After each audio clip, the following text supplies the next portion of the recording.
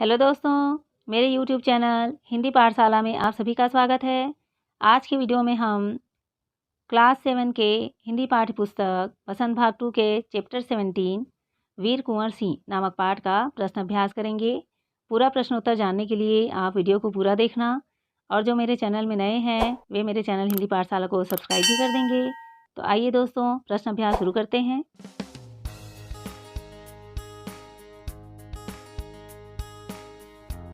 पाठ का पहला प्रश्न है, वीर कुंवर सिंह के व्यक्तित्व की कौन कौन सी विशेषताओं ने आपको प्रभावित किया? आपने पाठ को पढ़ा है। उत्तर आप इस प्रकार से लिख सकते हैं। वीर कुंवर सिंह के व्यक्तित्व की निम्न विशेषताएं हमें प्रभावित करते हैं। अ है वीर सेनानी। कुंवर सिंह महान वीर सेनानी थे। 1857 के विद्रोह में उन्होंने बढ़ चढ़कर हिस्सा लिया व अंग्रेजों को कदम कदम पर परास्त किया। कुंवर सिंह की वीरता पूरे उत्तर भारत द्वारा भुलाई नहीं जा सकती। आरा पर विजय प्राप्त करने पर इन्हें फौजी सलामी भी दी गई। अगला पॉइंट है स्वाभिमानी। इन्होंने वीरता के साथ साथ स्वाभिमानी की भी मिसाल दी। जब वे शिवराजपुर से गंगा पार करते हुए जा रहे थे तो डगलस की गोली का निशाना बन गए। उनके हाथ पर गोली लगी। उस समय वे न तो वहाँ से भागे और न ही उपचार की चिंता की, बल्कि हाथ ही काटकर गंगा में बहा दिया। अगला पॉइंट है उदार स्वभाव। वे अत्यधिक उदार स्वभाव के थे। किसी प्रकार का कोई जातिगत भेदभाव उनमें न था। यहाँ तक कि उनकी सेना में इब्राहिम खां और किफ़ायत हुसैन मुसलमान होते हुए भी उच्च पदों पर आसीन थे। वे हिंदू मुसलमान दोनों के त्यौहार सबके साथ मिलकर मनाते थे। अगला पॉइंट है दृढ़ निश्चयी। उन्होंने अपना जीवन देश की रक्षा हेतु समर्पित किया। जीवन के अंतिम पलों में इतने वृद्ध हो जाने पर भी सदैव युद्ध हेतु तत्पर रहते थे। यहाँ तक कि मरने से 3 दिन पूर्व ही उन्होंने जगदीशपुर में विजय पताका फहराई। अगला पॉइंट है समाज सेवक का। एक वीर सिपाही के साथ साथ वे समाज सेवक भी थे। उन्होंने कई पाठशालाओं, कुओं व तालाबों का निर्माण करवाया। वे निर्धनों की सहायता करते थे। अगला पॉइंट है साहसी। कुंवर वीर सिंह का साहस अतुलनीय है। 13 अगस्त 1857 को जब कुंवर सिंह की सेना जगदीशपुर में अंग्रेजों से परास्त हो गई, तब भी उन्होंने साहस न छोड़ा, बल्कि भावी संग्राम की योजना बनाने लगे। सासाराम से मिर्ज़ापुर होते हुए रीवा, कालपी, कानपुर, लखनऊ से आजमगढ़ की ओर बढ़ते हुए उन्होंने आज़ादी की आग को जलाए रखा। पूरे उत्तर भारत में उनके साहस की चर्चा थी।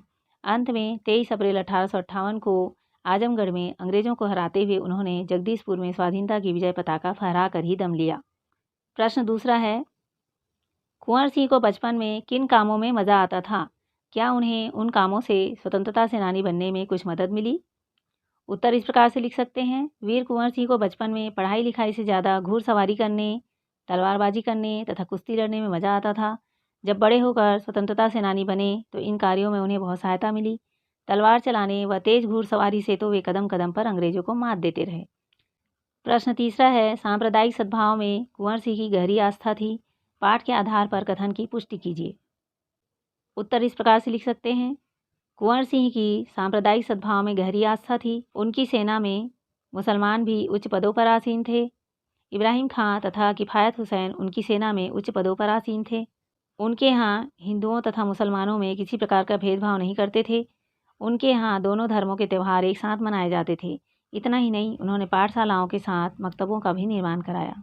प्रश्न 4 है, पाठ के किन प्रसंगों से आपको पता चलता है कि कुंवर सिंह साहसी, उदार एवं स्वाभिमानी व्यक्ति थे? उत्तर के लिए आप प्रश्न संख्या 1 को देख सकते हैं। निबंध से आगे का प्रश्न है, सन 1857 के आंदोलन में भाग लेने वाले किन्हीं 4 सेनानियों पर 2-2 वाक्य लिखिए। तो आप 1857 के क्रांतिकारियों के बारे में लिख सकते हैं यहाँ पर। जैसे यहाँ लिखा हुआ है, रानी लक्ष्मीबाई के बारे में यहाँ कुछ पॉइंट आप लिख सकते हैं। जैसे यहाँ लिखा है, झांसी की रानी लक्ष्मीबाई स्वाधीनता संग्राम की प्रथम महिला थी जिन्होंने स्वतंत्रता संग्राम में अग्रणी भूमिका निभाई थी। वह अंग्रेजों से अंत तक लड़ती रही। लड़ते लड़ते 23 वर्ष की अल्पायु में वीर गति को प्राप्त हो गई। अगले क्रांतिकारी मंगल पांडे। अंग्रेजी सेना का सिपाही मंगल पांडे कट्टर धर्मावलंबी था। कारतूस में गाय और सुअर की चमड़ी की खबर फैलने के बाद उन्होंने विद्रोह की शुरुआत की थी। अगले हैं तात्या टोपे। तात्या टोपे का मूल नाम रामचंद्र पांडुरंग था। ये झांसी की रानी की सेना में सेनापति थे। इन्हें 18 अप्रैल 1859 को फांसी पर लटका दिया गया था। अगले क्रांतिकारी बहादुर शाह जफर। मई 1857 में विद्रोहियों ने दिल्ली पर कब्जा करके बहादुर शाह को पुनः भारत का सम्राट घोषित कर दिया। 82 वर्षीय बहादुर शाह ने बख्त खां के सहयोग से विद्रोह का नेतृत्व किया था। उन्हें अपना शेष जीवन रंगून के जेल में बिताना पड़ा। इस प्रकार से आप यहाँ पर उत्तर लिख सकते हैं। प्रश्न 2 है, सन 1857 के क्रांतिकारियों से संबंधित गीत विभिन्न भाषाओं और बोलियों में गाए जाते हैं। ऐसे कुछ गीतों को संकलित कीजिए। आप यहाँ पर गीत एकत्रित करके लिख सकते हैं। एक गीत यहाँ पर दिया गया है जिसे आप पढ़ सकते हैं। आगे अनुमान और कल्पना से प्रश्न है। वीर कुंवर सिंह का पढ़ने के साथ साथ कुश्ती और घुड़सवारी में अधिक मन लगता था। आपको पढ़ने के अलावा और किन किन गतिविधियों या कामों में खूब मज़ा आता है, लिखिए। तो यहाँ पर आप अपने बारे में लिख सकते हैं कि आपको किन कार्यों में आनंद आता है। जैसे यहाँ कुछ पॉइंट लिखा है। हमें पढ़ने के साथ साथ खेलने, पार्क में घूमने, कार्टून फिल्म देखने और दोस्तों के साथ गपशप करने में आनंद आता है या अच्छा लगता है। अगला प्रश्न है, सन 1857 में अगर आप 12 वर्ष के होते तो क्या करते? कल्पना करके लिखिए। अपना विचार यहाँ पर लिख सकते हैं आप। 1857 में यदि मैं 12 वर्ष का होता तो अवश्य वीर सेनानियों के कार्यों से प्रभावित होता। मैं भी तलवार चलाना व घुड़सवारी आदि सीखता ताकि बड़ा होकर सैनिक बन पाता। लोगों में देश प्रेम की भावना जागृत करने का भी प्रयास करता। इस प्रकार से आप अपने विचार यहाँ पर लिख सकते हैं। प्रश्न 3 है, अनुमान लगाइए स्वाधीनता की योजना बनाने के लिए सोनपुर के मेले को ही क्यों चुना गया होगा? उत्तर है, स्वाधीनता की योजना बनाने के लिए सोनपुर के मेले को इसलिए चुना गया होगा कि सोनपुर का मेला एशिया का सबसे बड़ा मेला था। इसमें काफ़ी भीड़ होती थी तथा तरह तरह के हाथियों की खरीद बिक्री की जाती थी। इस मेले में इतनी भीड़ होती थी कि यदि स्वतंत्रता सेनानी यहाँ कोई योजना बनाने के लिए इकट्ठे हो जाएं तो अंग्रेजी सरकार को कभी शक नहीं हो सकता था। भाषा की बात से क्वेश्चन है, आप जानते हैं कि किसी शब्द को बहुवचन में प्रयोग करने पर उसकी वर्तनी में बदलाव आता है। जैसे सेनानी एक व्यक्ति के लिए प्रयोग करते हैं और सेनानियों एक से अधिक के लिए। सेनानी शब्द की वर्तनी में बदलाव यह हुआ है कि अंत के वर्ण नी की मात्रा दीर्घ ई से ह्रस्व ई हो गई है। ऐसे शब्दों को जिसके अंत में दीर्घ ईकार होता है बहुवचन बनाने पर वह इकार हो जाता है। यदि शब्द के अंत में ह्रस्व इकार होता है तो उसमें परिवर्तन नहीं होता। जैसे दृष्टि से दृष्टियों। नीचे दिए गए शब्दों का वचन बदलिए। यहाँ पर कुछ शब्द दिए गए हैं, नीति, जिम्मेदारियों, सलामी, स्थिति, स्वाभिमानियों, गोली।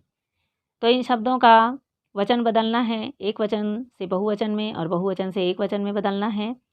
ऊपर नियम दिए गए हैं, यहाँ पर आपने पढ़ा है, नियम यहाँ पर दिए गए हैं। इसी प्रकार से इसी नियम के आधार पर यहाँ पर शब्दों को एक वचन से बहुवचन में बदलेंगे और बहुवचन से एक वचन में। यहाँ पर नीति है वह एक वचन में है, बहुवचन में नीतियों हो गया। जिम्मेदारियों का एक वचन जिम्मेदारी, सलामी का बहुवचन सलामियों, स्थिति का बहुवचन स्थितियों, स्वाभिमानी का बहुवचन स्वाभिमानियों, गोली का बहुवचन गोलियाँ। तो इस प्रकार से आप भी एक वचन से बहुवचन और बहुवचन से एक वचन में शब्द को परिवर्तित कर सकते हैं। तो दोस्तों, मैं उम्मीद करती हूँ कि आप इस पाठ के सभी प्रश्नों के उत्तर को समझ गए होंगे। यदि ये वीडियो अच्छी लगी हो तो अपने दोस्तों के साथ ज़रूर शेयर कीजिए, लाइक कीजिए और मेरे चैनल को भी सब्सक्राइब कर दीजिए। हम अगले पाठ में फिर मिलेंगे दोस्तों। Thank you.